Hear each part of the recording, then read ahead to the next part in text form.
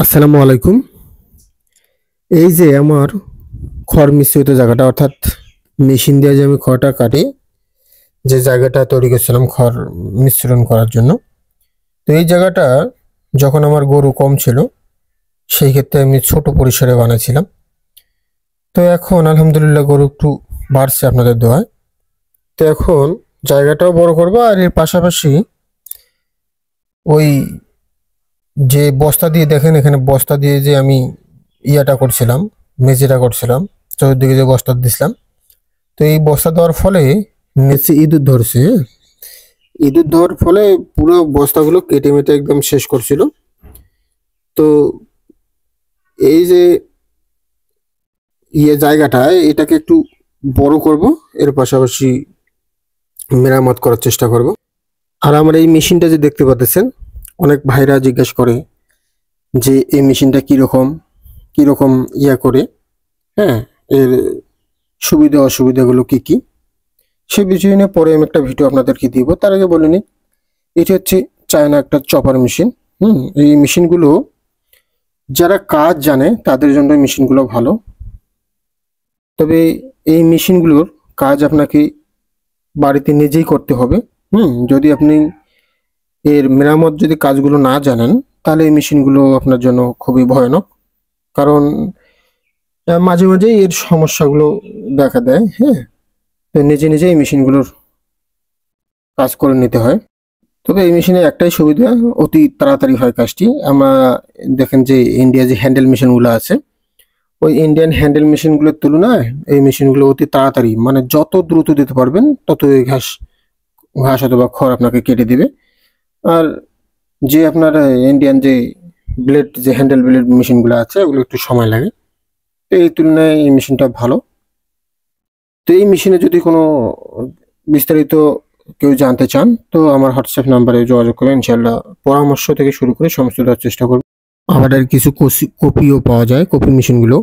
তো এই মেশিনগুলো কোথা থেকে নেবেন, কিভাবে নেবেন, যদি কেউ জানতে চান তাহলে কমেন্ট অথবা হোয়াটসঅ্যাপে জানাতে পারেন। আসলে যদিও বা ভিডিওগুলো আমার 4-5-6 মিনিটের মধ্যে হয়, কিন্তু এই কাজগুলো করতে এত সময় লাগে।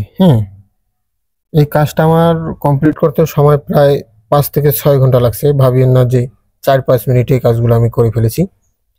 তো ভিডিওতে অতগুলো দেখানো সম্ভব নয়, তাই শর্ট করে নিয়েছি। তো পুরো জায়গাটা আমার ইঁদুর ধরে একদম শেষ করছিল। হ্যাঁ, এখানে পরিষ্কার করে এবার পানি দিয়ে ইঁদুর গুলোকে বের করার চেষ্টা করছিলাম আর কি। তো আসলে শেষ মুহূর্তে আমি ইঁদুর পাইনি। হ্যাঁ, ওরা কিন্তু আমার এই শব্দ শুনে পালিয়ে গিয়েছে। ইঁদুরের মতো চালাক প্রাণী আর কি নাই, ওরা আগে থেকে বুঝে। তাই সমস্ত জায়গাগুলো পরিষ্কার করে নেওয়ার পর, আমার কার্যক্রম, যে জায়গাটা পরিসর একটু বাড়াবো, সেই জায়গাটা আমি ক্লিয়ার করে নিচ্ছি। এই যে পরিশ্রমগুলো দেখতেছেন, এই পরিশ্রমগুলো কিন্তু অত সহজ না। হ্যাঁ, যারা ভাবেন যে গরু পালন করা খুব সহজ, চাইলেই শুরু করব, তো আমরা অনেকেই বিভিন্ন জায়গায় পোস্টে দেখি, ফেসবুক ইউটিউবে পোস্টে দেখি যে গরু পালন করে লস হচ্ছে, হে হচ্ছে সে হচ্ছে। হ্যাঁ, তো এর মূল বিষয় যেটা হচ্ছে সেটা হচ্ছে অধ্যবসায়। অর্থাৎ আপনি যদি ধৈর্য না ধরেন এবং পরিশ্রম না করেন, তাহলে এই গরু পালন সম্ভব না। গরু পালন করতে হলে অবশ্যই আপনাকে ধৈর্য ধরতে হবে এবং পরিশ্রম করতে হবে। পরিশ্রম আর যদি ধৈর্য আপনার থাকে, হ্যাঁ, আপনার যে কোনো খামারেই আপনার জন্য সাফল্য এনে দেবে। তো অনেক ভাইরা আছে যে অনেক কম পরিশ্রম করে কিন্তু খামার করার খুব ইচ্ছা। অনেকে আছে ইউটিউব দেখে খামার করে। হ্যাঁ, যারা ইউটিউব দেখে খামার করেন তারা একটু ভাবেন যে আমি কতটুকু পরিশ্রম করতে পারি, ভেবে নেবেন। আপনি নিজেকে বলবেন যে খামারের আগে কি পরিশ্রম করতে পারবি কিনা। যদি খামারের আগে নিজেকে একটি পরিশ্রমিক মানুষ হিসেবে ভাবতে পারেন, তাহলে খামার আপনার জন্য ঠিক আছে।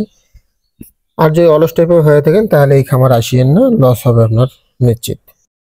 তবে খামার করতে গেলে এর পাশাপাশি আপনাকে পারিবারিক কিছু হেল্পের দরকার আছে।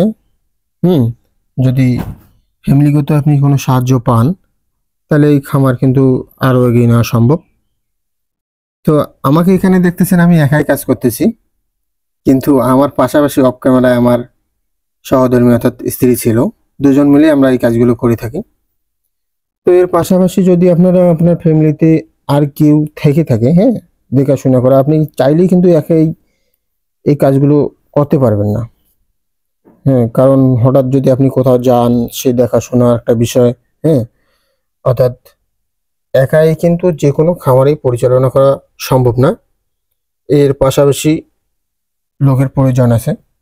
এখন শুরুতে যদি আপনি এরকম কেউ লোক না পান, অর্থাৎ যদি কোনো কোথাও আপনার ফ্যামিলি যদি সাপোর্ট না পান, যদি মনে করেন না আমি কাজের লোক দিয়ে এই কাজগুলো করব, তাহলে দেখা যাচ্ছে যে আপনার ব্যয়বহুল হচ্ছে এখানে। হ্যাঁ, ব্যয়বহুল হওয়ার পরে আপনার এই খামারগুলোতে লস হওয়ার সম্ভাবনা থাকে।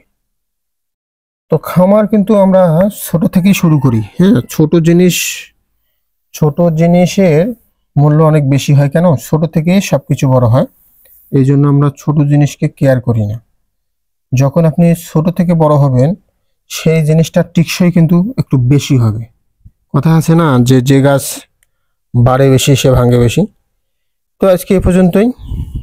যদি আপনারা আমার পাশে থাকেন তাহলে অবশ্যই আমার এই চ্যানেলটি লাইক, শেয়ার এবং সাবস্ক্রাইব করে পাশেই থাকবেন। কাজটা আমার কমপ্লিট। ধন্যবাদ সবাইকে। আসসালাম।